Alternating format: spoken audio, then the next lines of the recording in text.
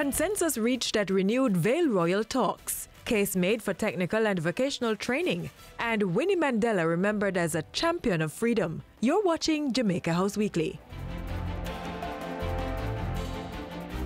Last Wednesday, Prime Minister Andrew Holness had constructive dialogue with the parliamentary opposition during the first in a series of renewed Vale Royal talks. Frank and in-depth discussions were held, centering on national security, crime, violence and public safety.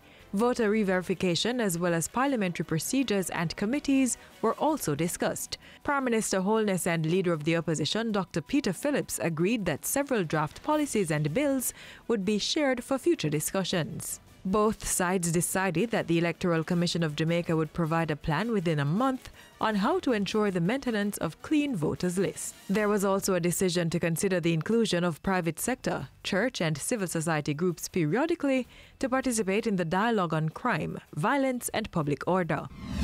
On Thursday, Prime Minister Holness announced government's plan to focus primarily on technical and vocational training this fiscal year. He said these were critically linked to the nation's growth.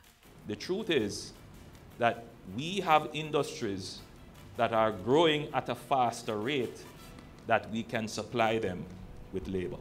The Prime Minister said his administration had already started the process with the merger of the National Youth Service, the Jamaican Foundation for Lifelong Learning, and Heart Trust NTA. He said that push was further bolstered by this year's increased budgetary allocation to the Ministry of Education.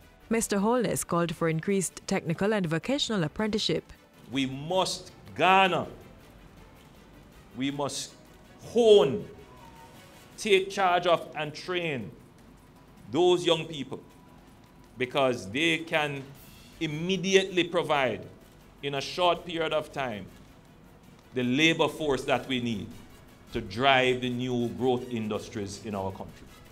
The Prime Minister was speaking at an appreciation function for his former advisor and principal of Spalding's High, Alphonsus Davis.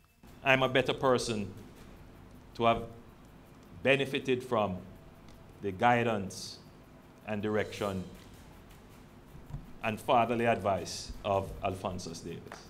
He's a humble man. He is an honest man.